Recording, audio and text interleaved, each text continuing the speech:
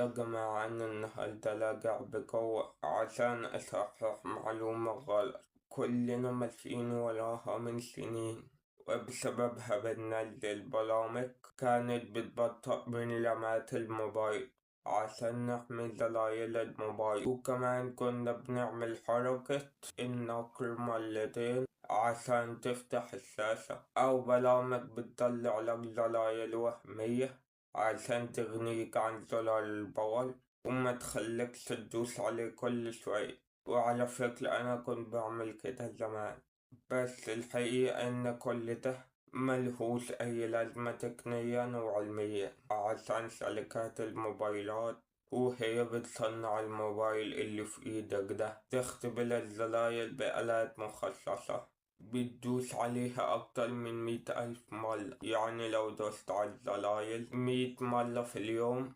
الموبايل هيعيش معاك سنين وسنين.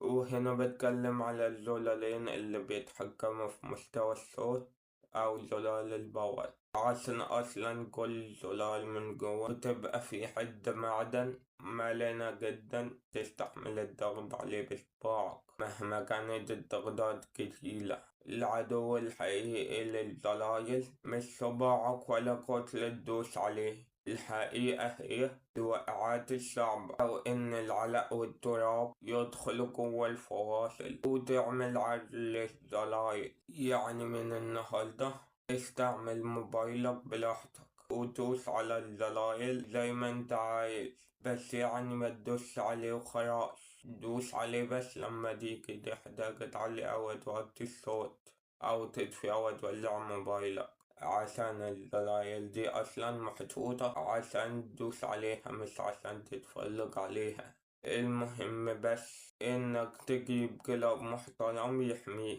من الوقعات، عشان الوقعة أصلا هي اللي بتقطع فلاتة الزراير اللي جوا. لو عجبك الفيديو ده اعمل له شير لأي حد بيخاف يضغط زراير موبايله، وقول له الملجأ التقني بيقولك عيش حياتك براحتك.